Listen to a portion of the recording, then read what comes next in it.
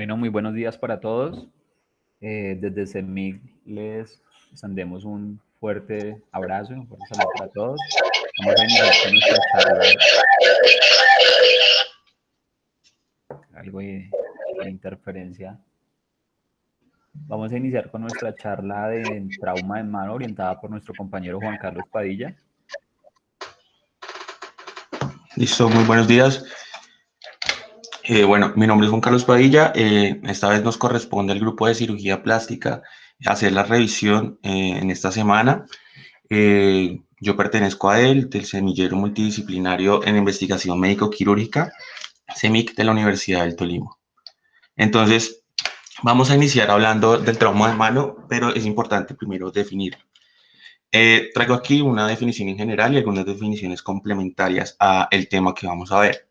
Entonces, el trauma de mano se define como todo accidente o daño traumático ocasionado por un agente externo de forma aguda a la mano. Los podemos subdividir algunas definiciones como la de fase aguda, que es a través del evento en el que comienza el traumatismo, llega la persona a la unidad de atención hasta las 72 horas después de su ingreso. La fase de seguimiento sería después las complicaciones que veamos o la evolución que tenga el paciente y que en ese tiempo podamos modificar el tratamiento que hayamos instaurado anteriormente en pro de dar una mejor evolución. Esto pues se va a dar desde la primera semana en adelante. La lesión abierta la vamos a definir como la misma definición de herida, como la pérdida de la continuidad de la piel y el tejido celular subcutáneo. La lesión cerrada es la evidencia, no tenemos la evidencia de una pérdida de la continuidad, es una lesión que pues indujimos que está ahí presente, pero pues el traumatismo genera algunos signos de malformación sobre el tejido. La lesión compleja pues es cualquiera de las anteriores, ya sea lesión abierta o lesión cerrada, pero que esto va a estar acompañado de un compromiso óseo, articular, vasculotendinoso, y que pues nos va a indicar que no se debe manejar en un nivel de atención primario, sino que debo recurrir a remisiones por especialistas indicados en el tema. La lesión simple, pues igualmente va a ser una lesión abierta o una lesión cerrada que no va a comprometer lo que mencionamos anteriormente, la funcionalidad de la mano en general y que lo podemos atender nosotros como médicos generales en el nivel de atención de urgencias. Entonces, como una introducción, los traumatismos en manos es uno de los eventos más comunes en los servicios de urgencias alrededor del mundo. Es su pronóstico y por eso es tan importante este tipo de capacitaciones, porque va a depender básicamente de la llegada de allí del paciente. Si el paciente tiene un buen manejo inicial, su evolución va a ser de esta misma forma. Entonces, de cómo lo orientemos, vamos a tener un buen pronóstico. Es importante entonces hacer un diagnóstico oportuno y certero en base a qué, en base a un examen físico completo de la extremidad de la mano, que vamos a tener una revisión sistemática, una revisión sistematizada en torno a las prioridades que son importantes aquí en el tejido, como la parte primero vascular, nerviosa, musculotendinosa y articular. En ese sentido vamos a ir desglosando nuestra charla de hoy. Entonces, los huesos de la mano, así rápidamente para ver la anatomía, pues están compuestos por 3 zonas, tenemos un total de 27 huesos, en el carpo tenemos 8 huesos, en el metacarpo tenemos 5 huesos, en los dedos tenemos las falanges compuestas por 3 falanges por cada dedo, a excepción del pulgar que tiene 2 de ellas. Estos son los movimientos que vamos a tener de la mano, entonces movimientos de flexión y extensión. Entre los dedos vamos a poder hacer abducción y aducción, que es el cierre. La flexión en torno al pulgar, hacia adelante o hacia atrás, y la aducción y abducción. En la mano tenemos unas caras y unos lados. Entonces, esta cara la tenemos como la cara palmar o también la describen en algunos textos como la cara volar. La cara, tenemos de la mano la cara dorsal, el lado radial, el lado cubital y en los dedos también va a ser de esta forma. Entonces en cada dedo vamos a tener un lado radial y un lado cubital, un lado radial y un lado cubital para poder describir más las lesiones. También tenemos una región grande, que es la región tenar y la región hipotenar. Entonces, pues vamos a darles una clasificación a estas lesiones dependiendo de algunos parámetros. En este caso, según la epidemiología, tenemos heridas intencionales y no intencionales. Las intencionales serían las heridas por arma de fuego, por objetos cortocontundentes, en riñas callejeras, en traumas de puño, en asaltos o en mordeduras, ya sea de animal o humanas. Y las no intencionales, eso sería el accidente de tránsito, los accidentes laborales, domiciliarios, deportivos, etcétera. Según el mecanismo del trauma, tenemos, como ya habíamos hablado, heridas cerradas y heridas abiertas. Las cerradas, dos grandes aquí, las de aplastamiento y las de explosión. Y las abiertas, tenemos las fracturas abiertas, las amputaciones y una lesión característica que vamos a describir más adelante, son las lesiones por degloving, que es como el desforramiento de la piel o el desguantamiento, lo describe. Más adelante vamos a ver por qué. Eh, Tenemos heridas cortopunzantes, cortocontundentes, quemaduras y las mordeduras, animal o humana, que estén muy contaminadas. La clasificación según la cinemática del trauma. Entonces vamos a ver que primero tenemos una hiperextensión de la muñeca, que podemos caer, el peso del cuerpo puede caer sobre este y generar la hiperextensión. Tenemos una hiperextensión de las articulaciones y este va a ser un traumatismo común en algunos accidentes deportivos o cuando las personas reciben algún objeto del aire y cae pues en sus dedos, generando un tendón, un desgarre del tendón aquí en las falanges, generando este tipo de traumatismos. Y también tenemos el golpe directo del puño sobre alguna superficie sólida, ya sea una pared, ya sea sobre alguien o sobre una superficie que nos genere fuerza sobre el puño. También tenemos el traumatismo de hiperextensión del pulgar, del primer dedo, también aquí cayendo el peso sobre este y aumentando su área de extensión, sus grados y pues generando una lesión.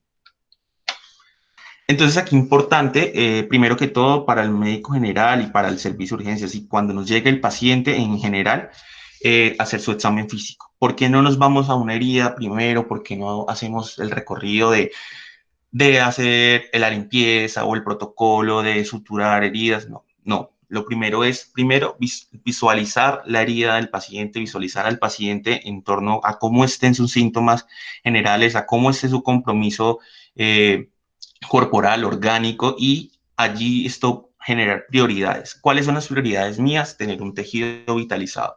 Si no tengo un tejido vitalizado, de nada me va a servir reconstruir la mano del paciente, de nada me va a servir arreglar la malformación que haya tenido si no le estoy garantizando un riego sanguíneo. Entonces es importante primero tener una vascularización plena, buscar los signos que haya de trauma vascular que tenga el paciente, evaluar a su vez la parte nerviosa en torno a la sensibilidad, en torno a la movilidad motora y allí también ver los tendones que puedan estar afectados con ello. Evaluar los huesos y las articulaciones después, y yo incluí en los artículos, no se describe mucho, pero es importante también tener en cuenta las condiciones que tenga la piel y el tejido celular subcutáneo. Entonces, primero, hablando del trauma ya vascular en la mano, tenemos que observar ciertas cosas importantes. Entonces, vamos a observar el color de la piel, el lecho ungueal, cómo se encuentra, la temperatura que tenga la extremidad, su llenado capilar, y vamos a comparar ambas extremidades.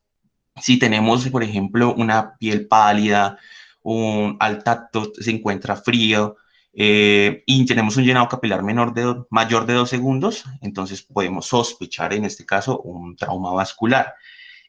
También es importante tener en cuenta los signos duros de lesión vascular, como el hematoma expansivo, la hemorragia pulsátil, el soplo o tril y los signos de isquemia.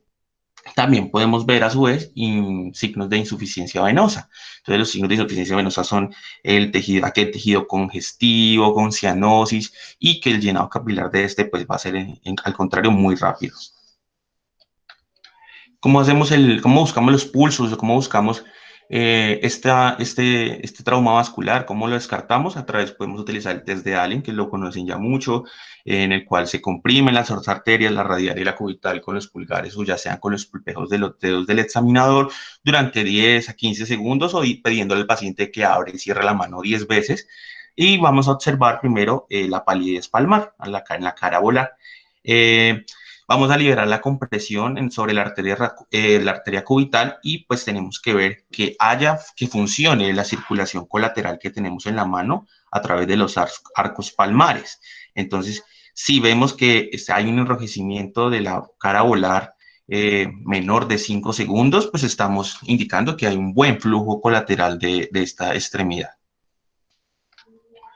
Dentro del examen nervioso, entonces al nivel sensitivo podemos evaluarlo teniendo en cuenta siempre un enfoque. Entonces vamos a enfocarnos en cómo está compuesto o cómo inervan la mano los diferentes nervios. Entonces tenemos el nervio cubital, tenemos el nervio mediano, tenemos el nervio radial. Entonces vamos, de acuerdo al territorio que ellos se encuentran en la mano, cómo se distribuyan, vamos a pensar en los diferentes signos que traiga el paciente y ahí llevarnos a un diagnóstico rápidamente sobre lo que pueda tener o las afecciones. Entonces, pues, vamos a hacer primero una discriminación nerviosa con un objeto de punta fina en las áreas sensitivas del paciente. Entonces ponemos 2 puntos, entre 2 puntos debe haber una sensibilidad de 5 milímetros más o menos. Si esta sensibilidad entre 2 puntos es mayor a 5 milímetros o mayor a 10 milímetros, pues podemos estar sospechando de una lesión nerviosa a nivel sensitivo. Como dato, la piel denervada es una piel lisa, es una piel seca y vamos a ver que no se arruga con el agua. Y pues aquí nos dan en el artículo, en las fuentes, unas zonas donde podemos evaluar dicha sensibilidad específica. Entonces tenemos que a nivel de la tabaquera anatómica, que es esta parte de acá, va a ser territorio inervado por el nervio radial. En el pulpejo del segundo dedo vamos a tener al nervio mediano, en el pulpejo del quinto dedo vamos a tener al nervio cubital. Entonces vamos a evaluar en estas áreas algún tipo de hiposensibilidad, un tipo de hipoestesia o anestesia. Entonces cualquier anestesia, hipoestesia en estas zonas puede indicarme una lesión sensitiva, una lesión nerviosa en esta persona, en el paciente. Dentro de la evaluación motora, destacar que la evaluación motora es complementaria a la evaluación a la parte de la sensibilidad nerviosa porque siempre están acompañados, siempre que hay una afección o lesión motora, más o menos tiene una hiposensibilidad, una hipoestesia.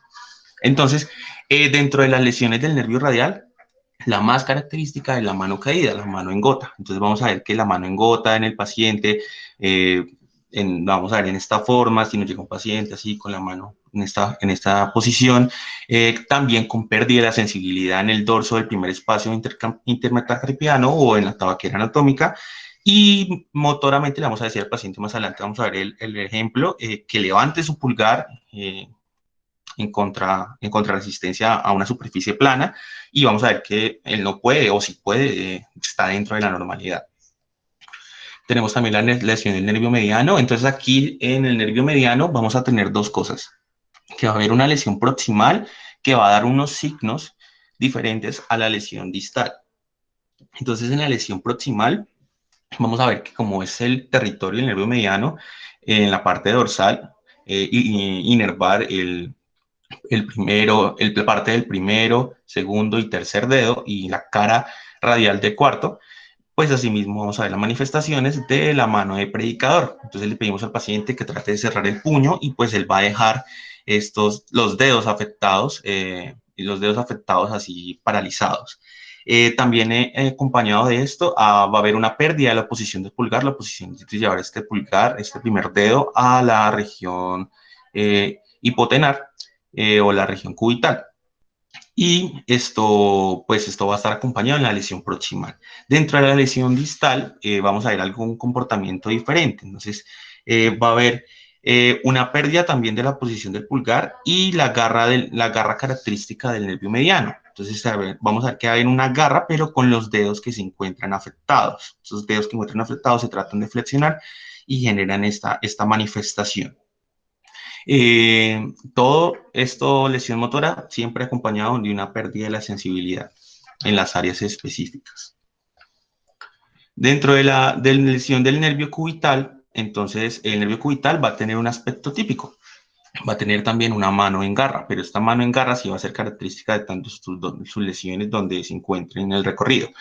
Entonces esta mano en garra va a ser esto característica, pero por los dedos que el inerva. Entonces vamos a tener que es el borde cubital y el quinto dedo, la totalidad del quinto dedo afectado y la cara cubital del cuarto dedo.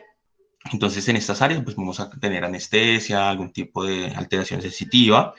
Y como podemos ver, este mecanismo de la mano en garra se da debido a que los músculos flexores de la mano no están funcionando, están afectados, están comprometidos en tanto su flexor profundo y su flexor superficial. Vemos que el flexor superficial es el que va a la falange proximal más que todo y el flexor profundo es el que se dirige a la falange distal. Entonces es importante tener esto en cuenta porque en la evaluación que tengamos al examen físico vamos a tratar de discriminar cómo se encuentran esos dos tipos de tendones.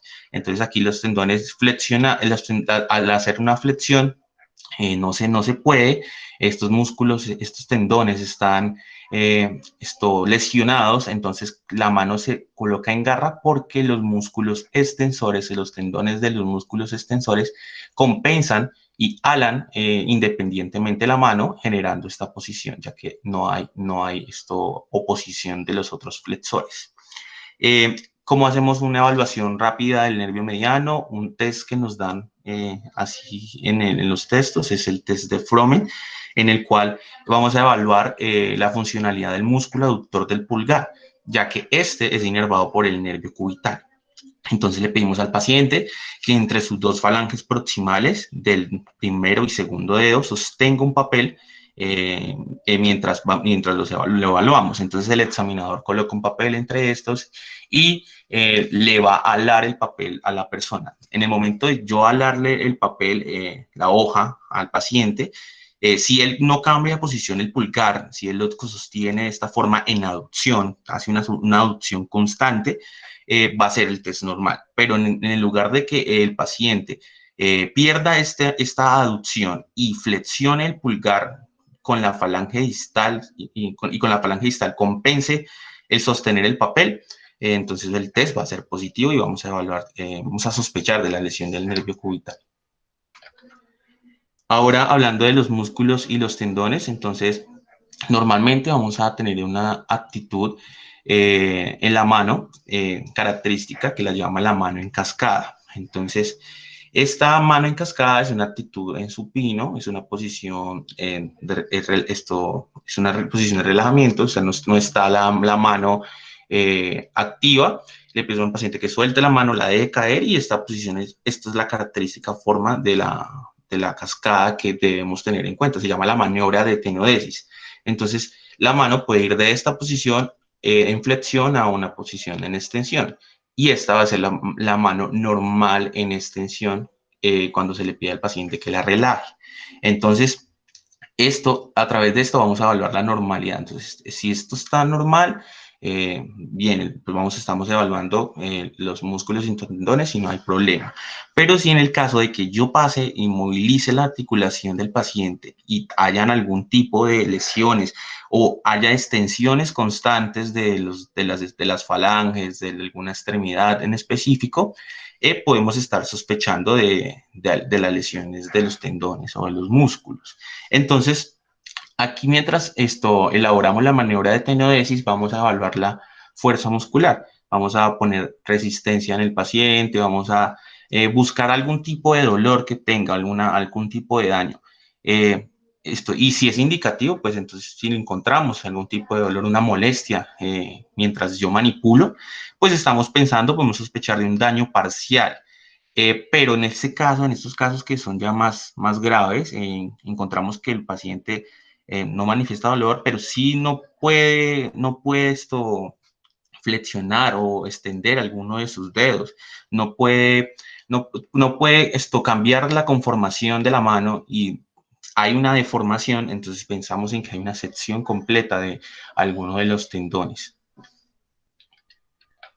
Bueno, entonces acá para explicar las maniobras en el examen físico, entonces esto va a estar enfocado a la normalidad. Vamos aquí a evaluar el tendón flexor superficial de los dedos. Entonces fácilmente se le pide al paciente que abra su mano, que la extienda completamente. El examinador va a sostener y movilizar los dos dedos adyacentes al dedo que queremos evaluar. Se le pide que flexione la falange proximal del dedo y pues vamos a ver que esto está dentro de su normalidad. Evaluando así, entonces el tendón flexor superficial, que es el que va a las falanges proximales.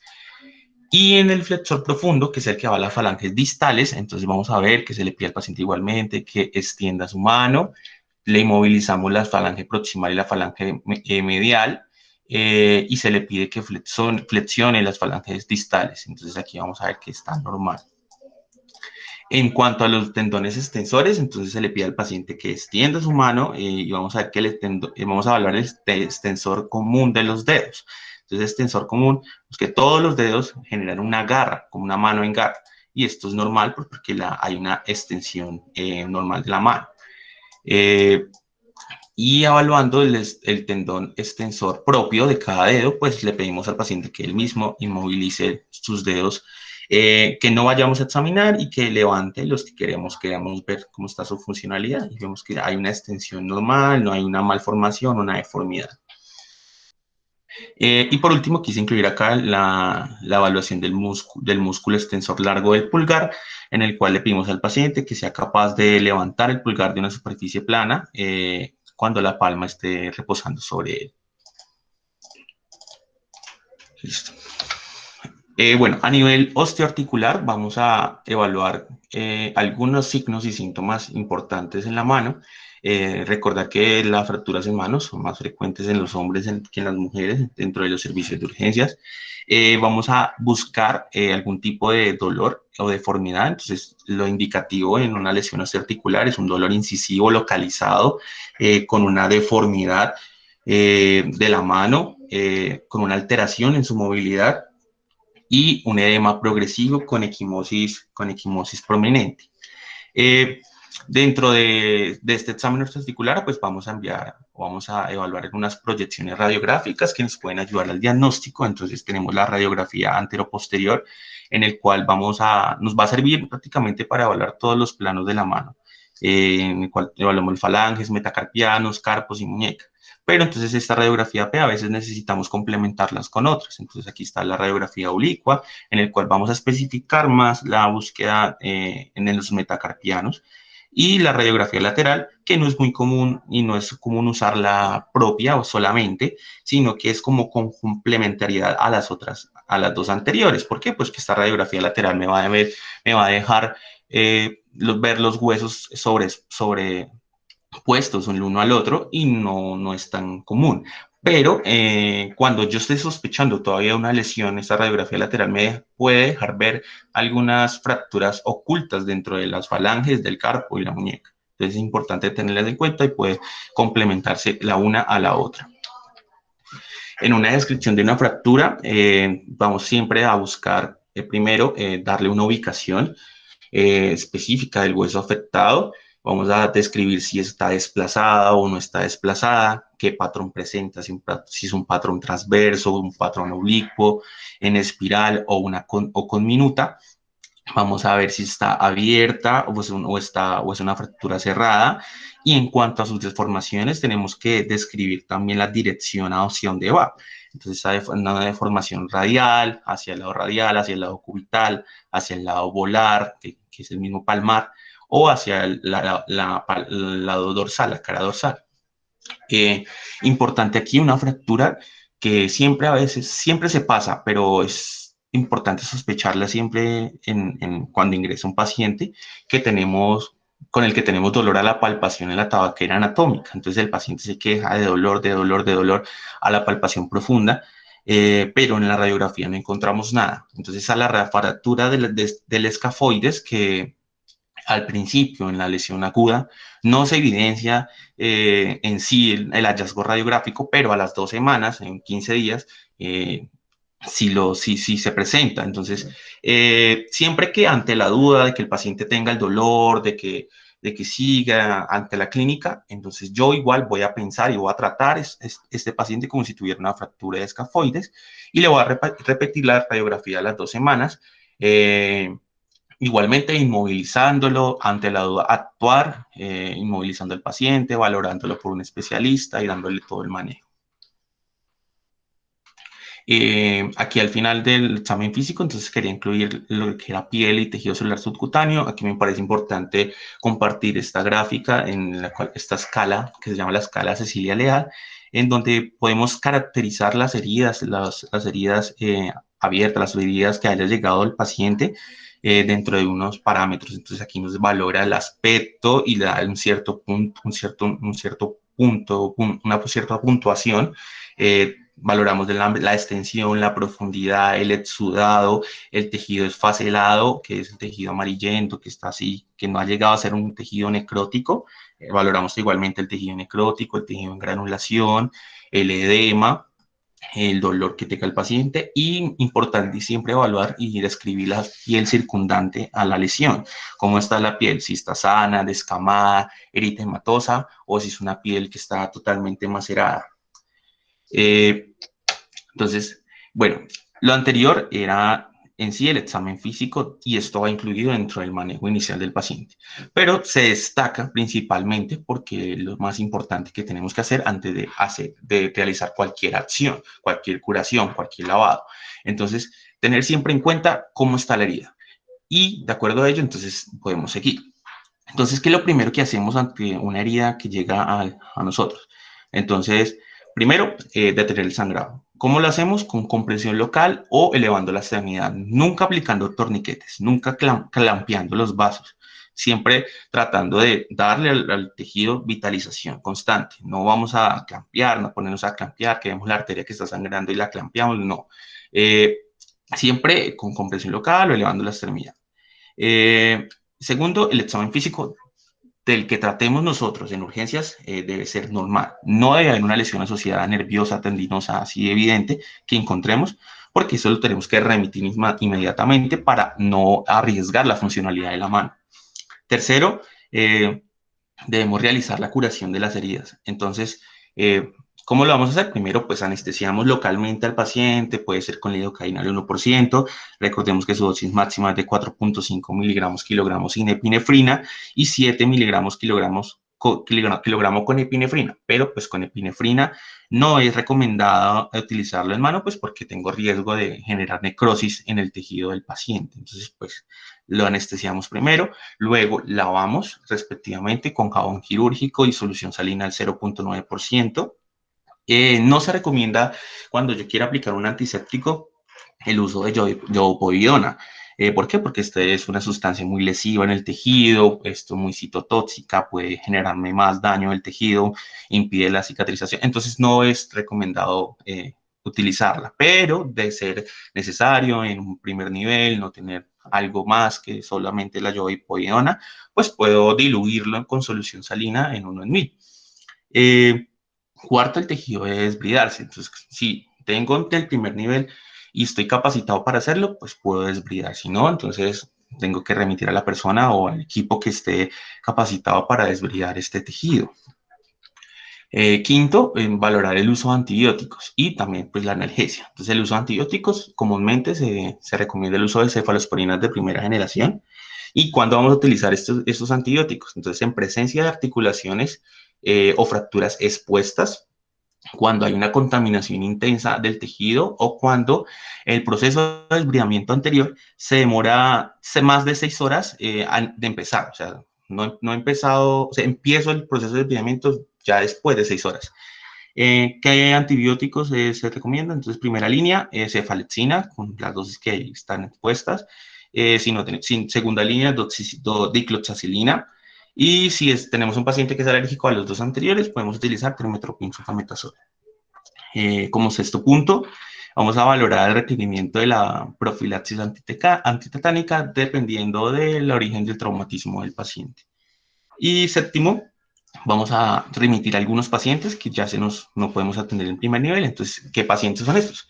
Son pacientes que con traumas diferentes a una laceración simple, a una herida simple en la mano, lineal, así que podamos tratar. Pacientes con pérdidas de piel o heridas como de glowing o avulsiones, traumas por aplastamiento, amputaciones, sospechas de síndrome compartimental y la sospecha también, como habíamos dicho, de lesiones a los huesos, tendones, nervios que me puedan afectar la funcionalidad de la mano.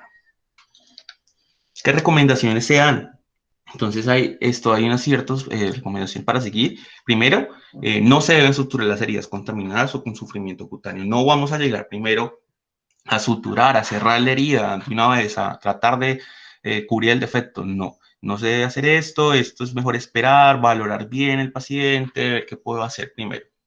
Entonces, si yo ya he valorado al paciente y todo, pero me es imposible inmediatamente realizarle un manejo quirúrgico en el lugar, entonces como médico general o rural, que lo tengo que remitir posteriormente, entonces yo puedo manejarlo allí en el área. Entonces, ¿qué puedo hacer? Controlar la hemorragia, como habíamos dicho, lavar, dejar la herida abierta, no vamos a cerrarla inmediatamente, iniciamos unos antibióticos endovenosos, inmovilizamos la extremidad y pues ahí sí podemos remitir tranquilamente al paciente.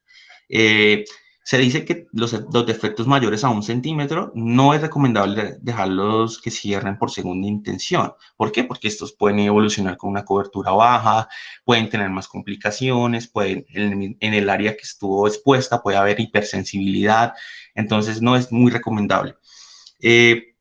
Cuarto, siempre cuando el paciente esté de salida o lo vayamos a enviar a la casa, explicarle las medidas de autocuidado que debe tener, como que su mano no siempre afectada, siempre debe tenerla sobre su pecho, movilizar las articulaciones que no estén afectadas, que no estén, que las pueda mover, no mojar el vendaje bultoso o la férula que se le haya colocado en 48 horas y que asista a los controles de curación que se le determinen.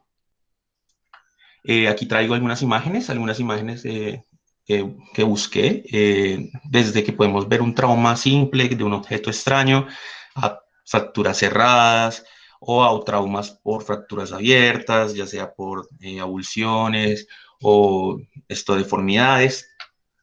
Esta es la herida característica que había querido explicarles, que es la herida de Glowing.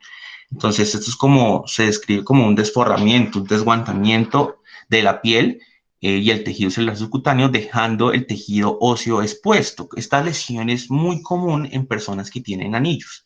Entonces, cuando estas personas caen y caen, el peso de su cuerpo cae sobre la mano, el anillo tiende a correr y se lleva y despelleja toda el dedo, toda la falange, la extremidad. Entonces, esas heridas son muy comunes. Pueden venir de esas heridas que no son tan complicadas a heridas muy complicadas en mano, que exponen todo el tejido óseo y que en estos casos lo que hace el especialista es implantarlo en un tejido que me le garantice vascularización mientras busco los injertos adecuados o las medidas para reconstruir la mano de la persona.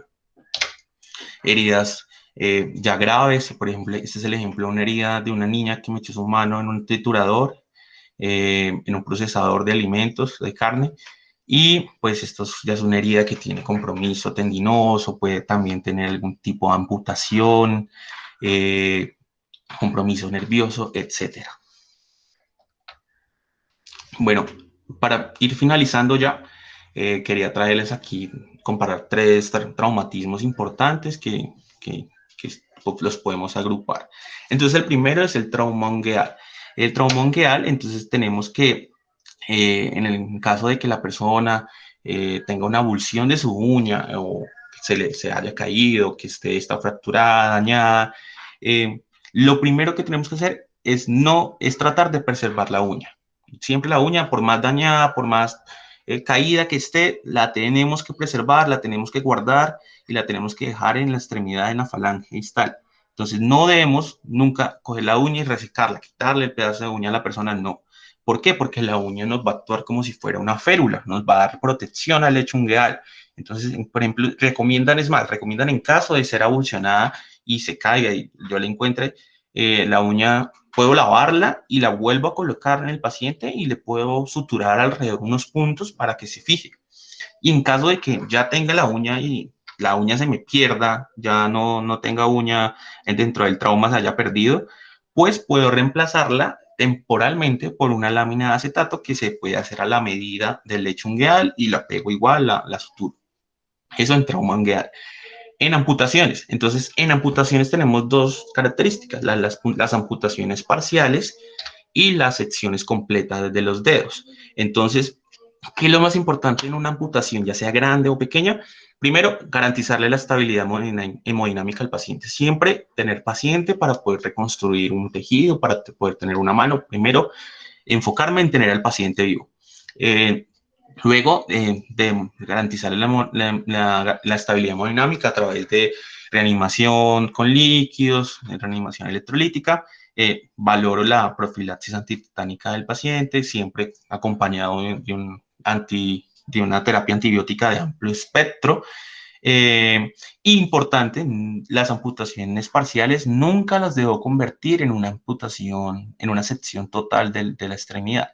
Por más pequeño que sea el tejido que conecta las dos extremidades, los dos puntos, no debo esto, en lo posible, permanecer esta mano, permanecer este dedo en la posición anatómica en que está. Nunca debo procurar nunca cortarlo ni dejar que se caiga completamente. El tejido amputado, bueno, antes de eso, pues aquí una clasificación importante que es las zonas de Allen en las amputaciones de falanges distales. Entonces aquí vamos a ver que podemos clasificarlas y las podemos describir dentro de la historia clínica como Allen tipo 1, tipo 2, tipo 3 o tipo 4, dependiendo de la distancia que se encuentre la amputación. Importante entonces el tejido amputado, ¿cómo lo trato? Entonces el tejido amputado lo tengo que enfriar lo más antes posible. Debo envolverlo en una gasa estéril semi-húmeda, lo envuelvo, lo guardo en una bolsa plástica impermeable, la sello y la trato de meter a un recipiente con hielo, calculando más o menos una temperatura de 4 grados centígrados. Y rápidamente debo remitirlo a un centro especializado para que allí valoren si es reimplantable o no es reimplantable el tejido, pero pues eso lo valoran allá. Yo debo llevar la extremidad cercenada o los dedos cercenados. Por último, tenemos el síndrome compartimental, que es muy importante en un trauma cerrado o en una quemadura, en un antecedente de trauma que ya ha tenido el paciente vuelve con este trauma, después con estas características, con su mano hematizada, muy inflamada, con un dolor progresivo que aumenta con el movimiento de la extremidad, un edema muy marcado, con una piel ya brillante, una piel tensa, a la palpación toque y está muy duro, también con áreas de hipoestesia o anestesia, básicamente lo que ya sabemos, con la 5P, con parálisis, con debilidad muscular, y pues en esos pacientes lo indicado, lo remitimos y lo indicado allí sería como realizar una fasciotomía. Listo, por último, sería básicamente ya cuando a darle salida o al tratar al paciente después de haberlo examinado bien, después de haberle hecho lo anterior, inmovilizar. ¿Cómo lo hacemos? Entonces le pedimos al paciente que tenga su muñeca a 45 grados, que flexione la articulación metacarpofalángica entre 60 y 90 grados, que haga una extensión completa de las extremidades, de las articulaciones interfalángicas, y que el pulgar lo mantenga en aducción y en oposición. Entonces aquí pues hacen vendaje bultoso o una férula, dependiendo de lo que se indique, y pues un paciente puede quedar así. ¿Listo? Creo que eso es lo que tenía por contarles. No sé, ¿qué preguntas haya?